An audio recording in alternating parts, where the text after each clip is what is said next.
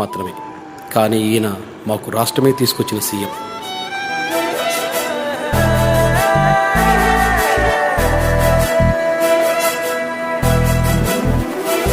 ఏ పల్లె పిల్లాడో ఏ తల్లి బిడ్డాడో అయ్య కడుపు సల్లగుండా రాజ్యము తెచ్చాడో.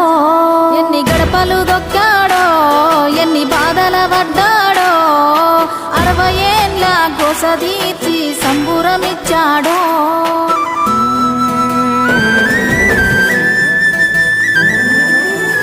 60 ఏళ్ళ గాయాలు మరువలేని వేదనలు అన్ని మాయమవుతాయి నిన్ను చూడగాని. తీర్చినావు మా కలలు తుడిచినావు కన్నీళ్ళు, నిన్ను చూస్తే గుర్తొస్తాడు ఇంట్లో ఉన్న నాన్ని. అక్షరాలు చాలేనా నీ కథ రాయాలంటే, 1,00,000 ఏళ్ళు పట్టేనా నేల నిన్ను మరవాలంటే. పెదవిన నవ్వులుగా సేసామిని పేరే ఇంతే. జయ హో మా జాతి ప్రథముడా, జయ హో కల్వకుంట్ల చంద్రుడా.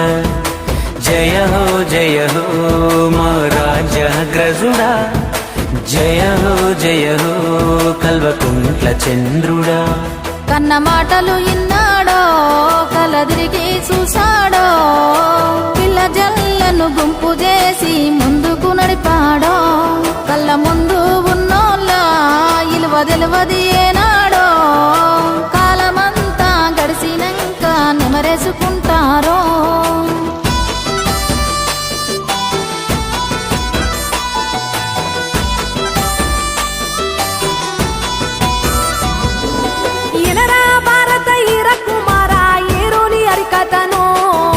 కల్వకుంట్ల కథను కనరా భారత ఈర కుమార నేలగన్న కలను చంద్రశేఖర్ అన్న కథను. నూరుగు మీసాల పోరాడప్పుడే మెదడు ఎంత పదును, కలత చెందేటోడు చిన్ననాడే చూసి నేల తల్లి వెదను.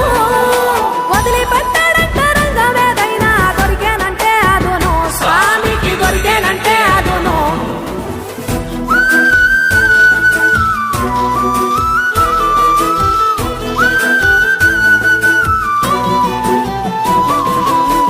చింతమడక గ్రామంలోన చరిత మొగ్గ తొడిగిందమ్మ.